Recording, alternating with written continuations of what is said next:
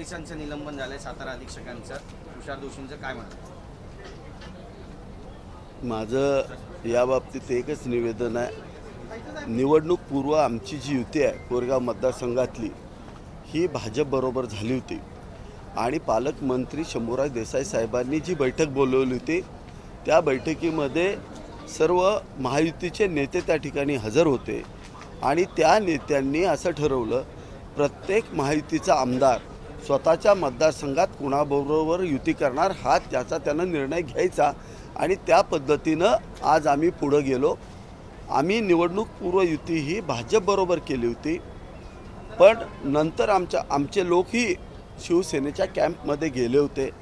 पण नंतर जसं सगळ्यांच्या लक्षात आलं शेवटच्या 5-7 दिवसामध्ये की आज आमच्या काही लोकांनी काँग्रेस आणि महाविकास आघाडीच्या काही घटक पक्षातल्या लोकांसोबत या ठिकाणी युती केलेली आहे, ते आमच्या मतदारसंघात मान्य नव्हतं.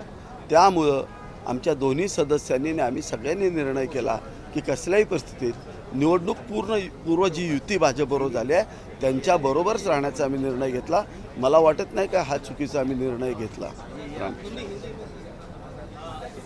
नहीं सर इसलिए जानना चाहेंगे कि बड़ा मामला है, हर जगह पे इसकी बात चल रही है, तो सत्ताधारी क्या वजह रही इस तरह का पूरा हंगामा सामने आया, करना पड़ा पूरा मामला? बेसिकली आप समझ में ले लो, ये सतारा डिस्ट्रिक्ट में ये जो पोल क्रिएट हुए हैं इसमें जो बेस है एक महायुति का है और दूसरा महाविकास आघाड़ी के साथ जाना या नहीं जाना, इसके ऊपर ये सब हुआ है. जो अजित पवार गुट के 5 सदस्य बाजू में आए हैं वो भी इसके वजह से आए हुए हैं कि उनको भी कांग्रेस के साथ जाना या शरद पवार गुट के साथ जाना उनको पसंद नहीं था, इसके लिए उनके 5 सदस्य गए. मेरे बारे में प्रीपोल अलायंस मेरा बीजेपी के साथ था. मेरे चुनाव क्षेत्र में इलेक्शन के पहले ही हमारा बीजेपी के साथ प्रीपोल अलायंस था. हम लोग भी उसी के ऊपर चले गए हैं, तो हमने कुछ गलत नहीं किया ऐसा हमको लगता है. परंतु कुठेतरी त्याच प्रकरणावरून आता विधानभवनाच्या पायऱ्यांवर सुद्धा आंदोलन झालं. एसपींनी ज्या पद्धतीची कारवाई केली किंवा एसपीकडनं पोलीस बळाचा गैरवापर करण्यात आला असं शिवसेनेच्या आमदारांचं म्हणणं. मला वाटतंय काहीतरी गैरसमज होतोय आमच्या नेत्यांचा सुद्धा. त्यांनी नीट अभ्यास केला पाहिजे. आपण जरी नेतृत्वात असलो तरी पोलिसांच्या विरुद्ध जास्त गेलं नाही पाहिजे. पोलीस त्यांची कायदेशीर कारवाई करत असतात. आपण पोलिसांच्या अंगावरती गेल्यानंतर त्यांना काही ॲक्शन घेणं गरजेचं असतं. आपणही काही मर्यादित स्वरूपात पुढं गेलं पाहिजे असं मला वाटतंय. आणि मला नाही वाटत की पोलीस यंत्रणेनं कुठला बळाचा वापर केला, काहीही केलेलं नाही आहे. हे आमच्या नेत्याच्या फ्रस्ट्रेशनमधून झालं आहे. सदस्यांनी ऐकलं नाही, त्याचं फ्रस्ट्रेशन त्यांनी यंत्रणेवरती काढलं असं मला वाटतं. मंत्रीच पोलिसांच्या अंगावर धावून गेले होते असं तुम्ही म्हणताय? त्यांच्याबरोबरचे काही लोक होते, जे सदस्य होते, ज्यांनी अपहरण केलं त्यांच्यावरती असा आरोप आहे. ज्याचं अपहरण झालं ज्या व्यक्तीचं, त्याच्या मुलानं जाऊन तक्रार केलेली आहे.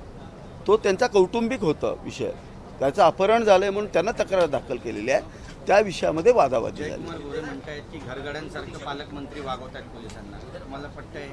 हे बघा, मी बाकीच्या कुठल्या गोष्टी मला काय झाल्यात माहीत नाही, पण जे काही त्या दिवशी झालं ते समोर आहे आपल्याला.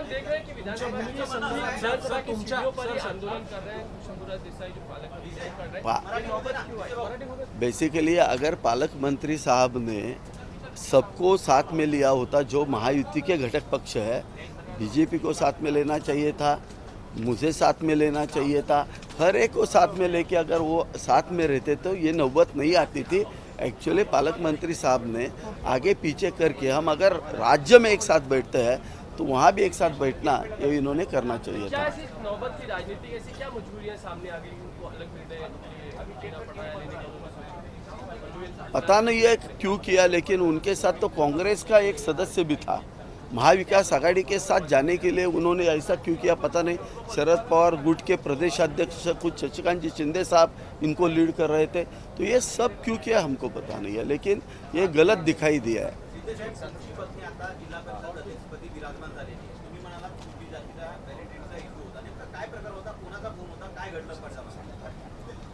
इशू कुठलाच नव्हता.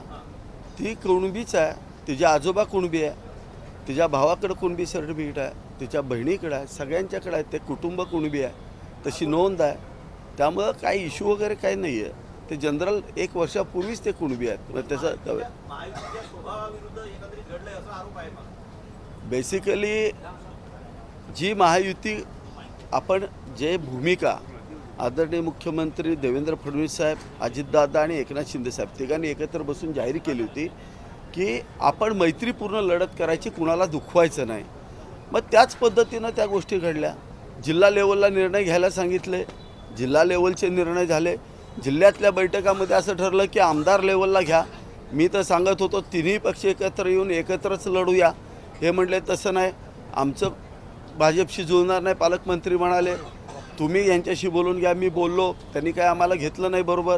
पुन्हा मी भाजपशी बोललो, भाजपने आम्हाला बरोबर घेतलं. नाही, असं काही झालेलं नाही आहे. अशी कुठलीही गोष्ट घडलेली नाही आहे. ते स्थानिक पातळीवरचं आहे. असले 2 गट वगैरे काही झालेले नाही आहेत. सरकारमध्ये काय नाही, सगळे माहिती एकत्र चांगल्या पद्धतीने सांगताय की पालकमंत्री पोलिसांच्या अंगावर धावून गेले किंवा भूमिका घेण्यावरून तुम्ही मी पालकमंत्री पक्षामधल्या 2 नेत्यांमध्ये थेटपणे विसंवादाची आणि दुफळीची परिस्थिती स्पष्टपणे दिसते. मी पुन्हा जबाबदारी सांगतो, पालकमंत्री पोलिसांच्या अंगावर धावून गेलेले नाहीत. हे जबाबदारी सांगतो.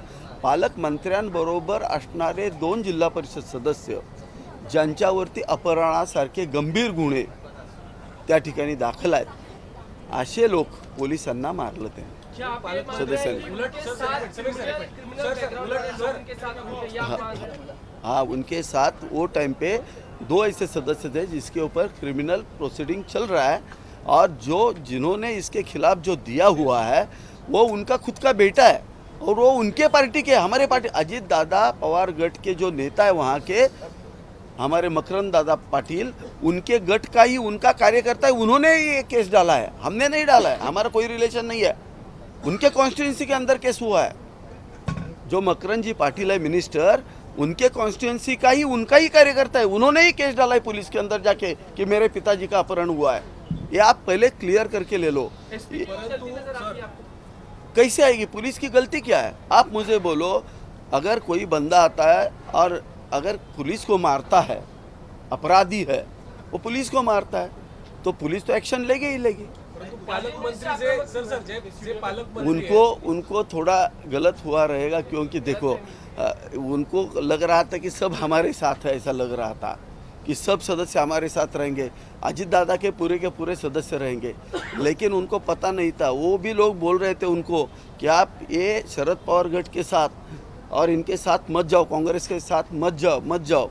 लेकिन इन्होंने सुना नहीं. इसके लिए 5 लोग बाजू में आए उनके. तुम्ही म्हणताय की पालकमंत्र्यांच्या सोबतचे लोक पोलिसांच्या अंगावर धावून गेले, पण पालकमंत्री स्वतः म्हणतायत की पोलिसांनी माझ्यावरती बळाचा वापर केला. नाही, त्यांना सोडवायला पालकमंत्री गेले. त्यांच्या 2 सदस्यांनी मारल्यानंतर पोलिसांनी ताब्यात घेतल्यानंतर त्यांना सोडवायला गेले. त्याच्यात त्यांना थोडासा हाताला एकाचा पेन लागला. त्यांचा कार्यकर्ता आहे, त्याचा पेन लागला त्यांच्या हाताला. नाही, पोलिसांनी काही केलेलं नाही. विनाकारण पोलिसांवरती विनाकारण आरोप. बघा, आम्ही राजकारणात आहे. राजकारणात जय पराजय होत असतात. आपला पराभव झाला तर स्वीकारायचा असतो. हे असं प्रशासनावरती विनाकारण फ्रस्ट्रेशन काढणं चुकीचं असं मला वाटतं. तुम्ही तिथं CCTV फुटेज आहे, पत्रकार तिथं होते. हे बघा, पालकमंत्री हे फार मोठं पद आहे. सगळे पोलीस त्यांच्या अंडर काम करतात. कोणही त्यांना असं वागवूच शकत नाही. आम्हाला त्यांचा गैरसमज झालाय साहेबांचा. थोडंसं त्यांना पण त्रास होणार. आज एवढं मोठं पद त्यांच्या हातातून गेलं. त्यांना जे काय वाटत होतं की मी काँग्रेसबरोबर जाऊन, मी शरद पवार गटाबरोबर जाऊन तिथली सत्ता हासिल करू शकतो, हे त्यांना वाटत होतं. त्यामुळे त्यांना फ्रस्ट्रेशन आलंय म्हणून ते असे बोलतात.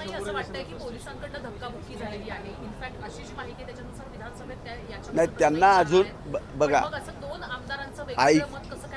त्यांची IQ माहिती आहे. आम्ही त्या जिल्ह्यातले आहोत. त्या जिल्ह्यातल्या लोकांना जर तुम्ही विचारलं, त्या ठिकाणी पाहिलं, CCTV फुटेज पहा, तुमच्या पत्रकार बंधू आहेत त्यांना विचारा, असली कुठलीही गोष्ट घडलेली नाही.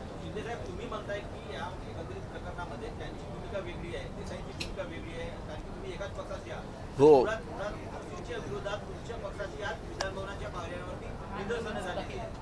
मी पुन्हा तुम्हाला सांगतो, स्थानिक पातळीवरती निर्णय घ्यायचे निर्देश हे स्वतः पालकमंत्र्यांनी आम्हाला दिले होते. जो तो आमदार युती स्वतःची स्वतः ठरवेल. आणि ही बैठक झाली होती की नाही तुम्ही त्यांना आल्यानंतर प्रश्न विचारा. नसेल तर मी आजही राजीनामा देऊन टाकेन. एक लक्षात ठेवा, हे बैठक झाली होती क्लिअरली. त्या बैठकीमध्ये पालकमंत्र्यांनी सांगितलं, ज्याच्यात अतुल बाबा होते, सगळे होते, आणि त्याच्यात सांगितलं की प्रत्येक आमदार स्वतःच्या सोयीनुसार युती करेल, पण महायुतीच्या बाहेर जाणार नाही. हे असं ठरलं होतं. महायुतीच्या आत राहून आपण जो पक्ष आपल्याला योग्य वाटेल त्याच्याबरोबर जायचं ठरलं होतं. परंतु तुम्ही आता राजीनाम्याच्या संदर्भात सुद्धा मोठं विधान केलं. नाही ऐकून घ्या, मी काय म्हणतो, जर असं घडलं नसेल तर मी तुम्हाला सांगतोय, बेसिक मी आज ते तुम्हाला सांगतोय, हे सत्य गोष्ट. आणि तुम्ही त्यांना जरी प्रश्न विचारला तरी ते तेच सांगतील की असंच ठरलं होतं की स्थानिक पातळीवरती युती. आता युती एकाबरोबर करायची आणि सत्ता दुसऱ्यावर स्थापन करायची, हे तर आपण पूर्वी केलं होतं, ते चुकीचं झालं होतं, म्हणून आम्ही आता त्यांच्याबरोबर गेलो. मला नाही वाटत. हाँ, पालकमंत्री महोदय ने, गार्डियन मिनिस्टर ने, वो बीजेपी के अध्यक्ष और वहाँ अजीत पवार गुट के जो जिला प्रमुख है उनको बुलाया था, मिनिस्टर को बुलाया था. हम भी गए थे वो मीटिंग के अंदर. ऐसा तय हुआ कि हम लोग अपने अपने चुनाव क्षेत्र में, मतदार क्षेत्र में खुद निर्णय लेंगे, लेकिन महायुति के अंदर ही निर्णय लेंगे, अकेला लड़ना या किसके साथ जाना है. और इसकी पूरी हमने जो भी इन्फॉर्मेशन है वो खुद एकनाथ शिंदे साहब को उन्होंने भी दी थी, मैंने भी दी थी. तो मेरे पास, मैं बीजेपी के साथ जाना पसंद किया क्योंकि मैं पहले से बीजेपी के साथ था. 2011 से मैं 2019 तक बीजेपी के साथ था. तो हमारे जितने भी कार्यकर्ता है ये कॉमन है, इसके लिए हमने निर्णय किया बीजेपी के साथ जाने का. लेकिन अगर वो बार-बार कह रहे हैं प्रकरणानंतर जी एकंदरीत 2 कॅबिनेट मंत्र्यांना मारहाण होते असा त्यांचा आरोप आहे. तुमची भूमिका वेगळी आहे. शिंदे साहेबांसोबत काही बोलणं झालं का या?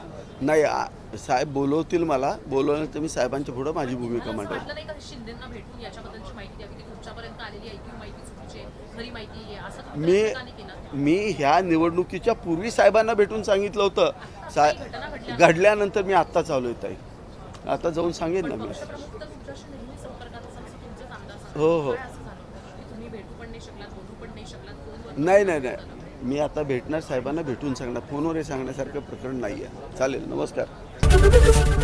एबीपी माझा, उघडा डोळे बघा नीट.